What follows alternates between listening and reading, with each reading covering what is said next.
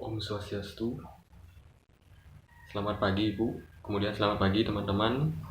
Di sini kelompok kami akan mempresentasikan tentang kepemimpinan dan perilaku kerja dalam bisnis internasional.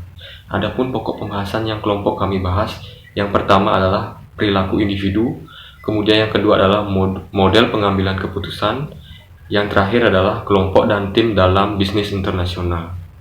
Perkenalkan, nama saya Ibu Tugas Govinda, NIM 1305, sebagai penyaji sekaligus moderator.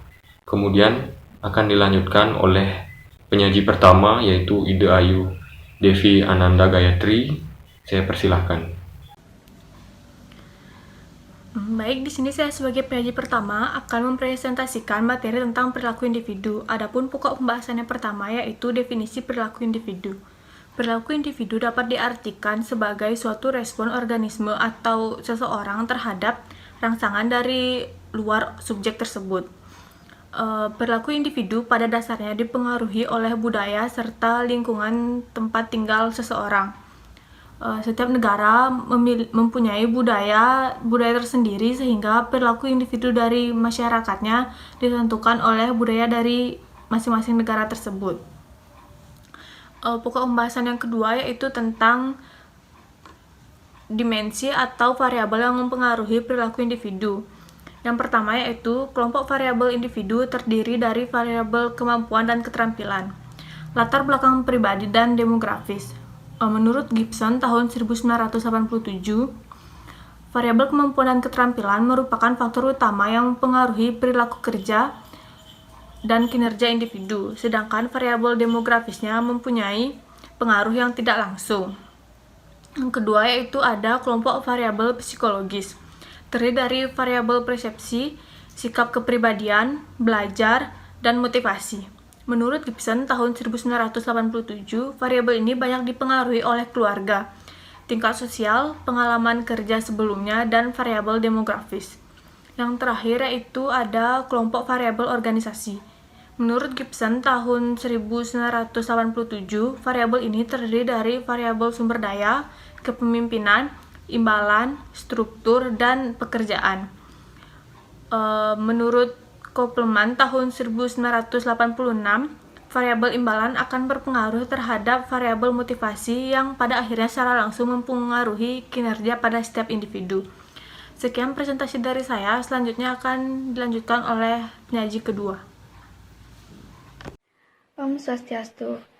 Baik, terima kasih atas waktu yang telah diberikan. Perkenalkan, nama saya Logo Dewi Kanbera dengan NIM 1093. Di sini saya akan melanjutkan presentasi mengenai dimensi-dimensi yang mempengaruhi perilaku individu. Yang pertama, kepribadian adalah serangkaian psikologis atribut yang relatif stabil yang membedakan satu orang dari yang lain. Ada dua faktor yang menentukan kepribadian. Faktor pertama, faktor natur adalah atribut kepribadian biologis yang diwarisi, sedangkan kedua, faktor nurtur adalah atribut kepribadian yang dibentuk oleh lingkungan sosial dan budaya di mana orang-orang dibesarkan. Adapun kepribadian memiliki ciri-ciri yang disebut dengan the Big Five Personality Traits. Yang pertama yaitu kemampuan bersosialisasi yang merupakan menunjukkan bagaimana sifat seseorang bergaul secara baik dengan orang lain. Yang kedua, sifat berhati-hati. Hal ini akan menggambarkan kepribadian seorang. Apakah ia adalah orang yang teratur, terorganisir, memiliki disiplin, teliti, dan bertanggung jawab dalam aktivitasnya. Yang ketiga, kestabilan emosi, yaitu bagaimana seseorang untuk mengendalikan emosinya. Yang keempat, ekstrovert adalah tingkat kenyamanan seseorang dalam berhubungan dengan orang lain. Dan yang terakhir adalah keterbukaan, menggambarkan sikap bagaimana seseorang menerima pendapat orang lain. Adapun ciri-ciri lain yang mempengaruhi dalam organisasi, yaitu pertama, kontrol locus, yang merupakan sejauh mana orang-orang percaya bahwa perilaku mereka memiliki efek yang nyata pada apa yang terjadi kepada mereka. Yang kedua, keyakinan diri, yaitu menunjukkan keyakinan seseorang tentang kemampuan untuk melakukan tugasnya. Yang ketiga, autoritarian, yaitu percaya bahwa perbedaan kekuatan dan status sesuai dalam sistem-sistem hierarki sosial seperti organisasi bisnis. Yang keempat, penghargaan individu, yaitu kepercayaan bahwa ia adalah seorang individu yang berharga dan pantas. Dimensi yang kedua, sikap lintas budaya, yang merupakan sikap yang kompleks dari keyakinan dan perasaan seseorang terhadap ide-ide tertentu, situasi, atau orang lain. Dimensi yang ketiga, persepsi dan stres, adalah serangkaian proses untuk menafsirkan informasi tentang lingkungan.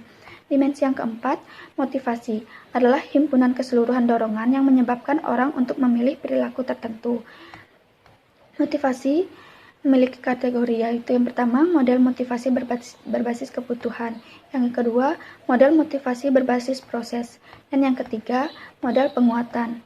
Adapun dimensi yang terakhir, yaitu kepemimpinan, adalah penggunaan pengaruh untuk membentuk tujuan kelompok atau organisasi, untuk memotivasi perilaku terhadap mencapai cita-cita, dan untuk membantu menentukan kelompok atau budaya organisasi.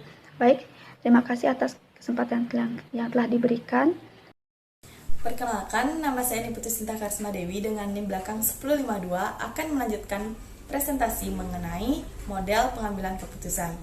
Sesuai dengan kata yang dimiliki, model memiliki arti percontohan yang mengandung unsur penyederhanaan untuk dapat ditiru. Sedangkan pengambilan keputusan memiliki arti suatu proses yang berurutan yang membutuhkan penggunaan model secara tepat dan benar.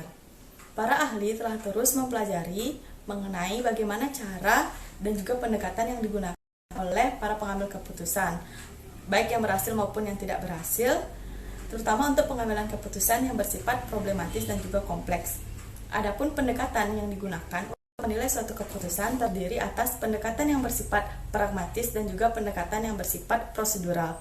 Pendekatan yang bersifat pragmatis lebih menekankan pada hasil yang dicapai, di mana apabila hasil yang dicapai telah sesuai dengan keinginan dan juga harapan, maka keputusan tersebut dapat dikatakan keputusan yang berhasil dan baik.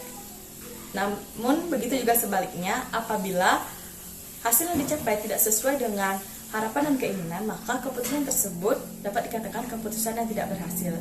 Yang kedua yaitu pendekatan yang bersifat prosedural.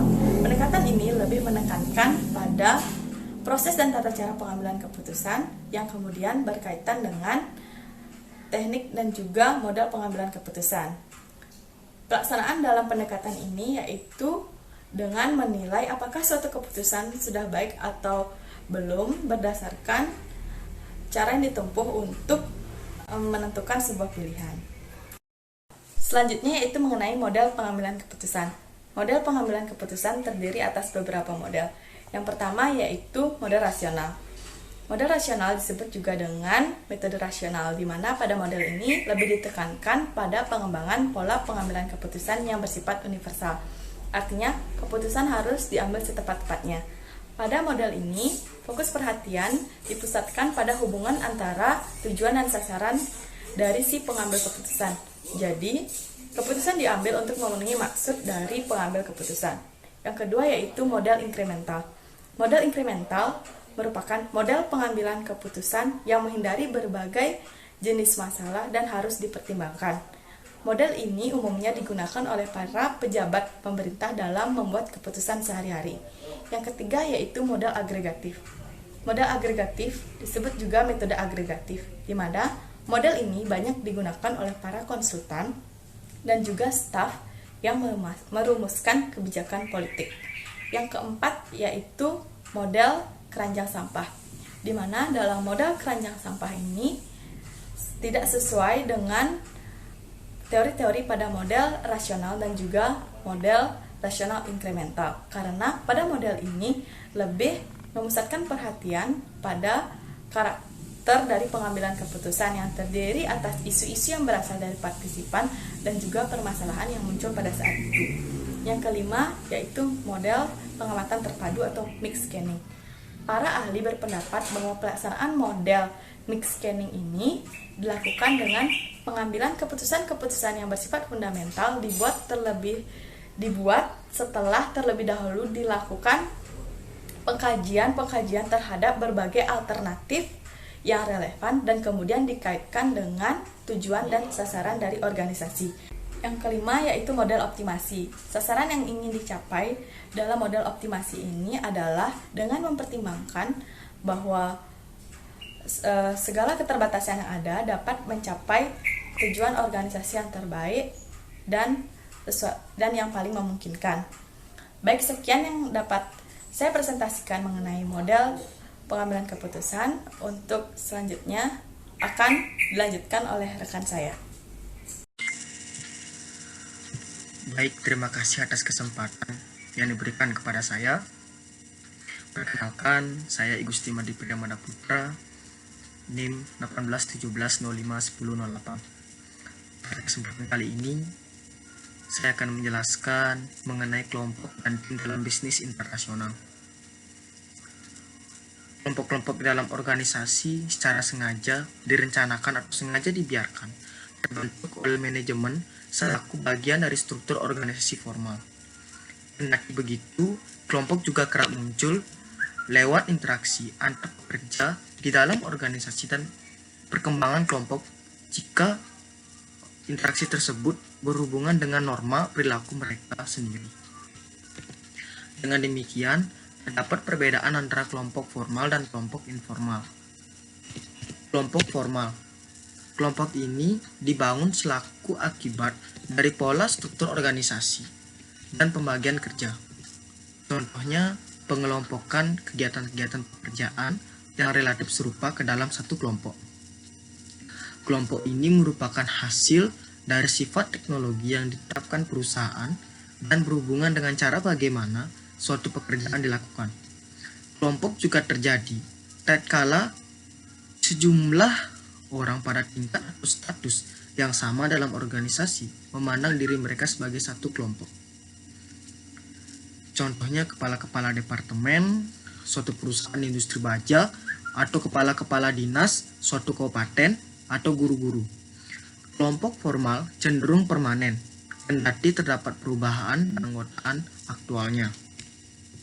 Kendati demikian, kelompok formal temporer ini juga diciptakan oleh manajemen, misalnya pembentukan tim berorientasi proyek dalam organisasi yang bercorak matriks.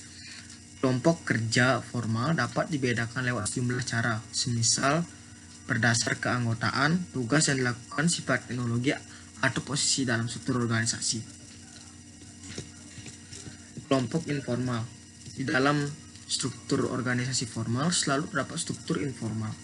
Setiap struktur organisasi formal, khususnya seputar sistem, hubungan peran, peraturan, dan prosedur di antara para anggotanya akan ditanggapi oleh penafsiran dan pengembangan para pekerja di tingkat informal. Kelompok informal pembentukannya lebih didasarkan pada hubungan dan persetujuan informal di antara para anggota kelompok timbang hubungan peran yang telah ditentukan manajemen. Hubungan informal tersebut dibentuk untuk memuaskan kebutuhan sosial dan psikologis para anggota kelompok, sehingga tidak mesti berhubungan dengan tugas-tugas berorganisasi harus mereka laksanakan. Mungkin itu saja yang dapat saya sampaikan mengenai kelompok dalam bisnis internasional. Untuk selanjutnya mengenai tim bisnis internasional akan dijelaskan oleh Pase. Terima kasih. Baik, yang terakhir adalah jenis-jenis tim. Tim dapat diklasifikasikan berdasarkan tujuannya. Terdapat 4 bentuk umum dari tim yang biasa kita temukan sehari-hari. Yang pertama adalah tim problem solving, kemudian yang kedua adalah tim self management work, kemudian yang ketiga adalah tim cross fungsional, kemudian yang keempat adalah tim virtual. Yang pertama adalah tim problem solving. Kata tim populer sejak tahun 1980-an. Bentuk tim awalnya serupa satu sama lain. Mereka umumnya terdiri atas 4 hingga 12 pekerja yang dibayar per jam dari departemen yang sama, yang saling bertemu sekian jam setiap minggu untuk membahas peningkatan kualitas, efisiensi, dan lingkungan kerja. Tim seperti ini disebut tim problem solving. Dalam tim jenis ini, para anggota saling berbagi gagasan dan menawarkan saran seputar proses dan metode kerja seperti apa yang perlu dilakukan agar produktivitas dapat ditingkatkan. Jarang kali tim ini diberikan otoritas untuk secara unilateral atau sendirinya menerapkan saran mereka dalam tindakannya. Kemudian, satu hal yang dikenal sebagai bentuk tim problem solving adalah lingkaran kualitas.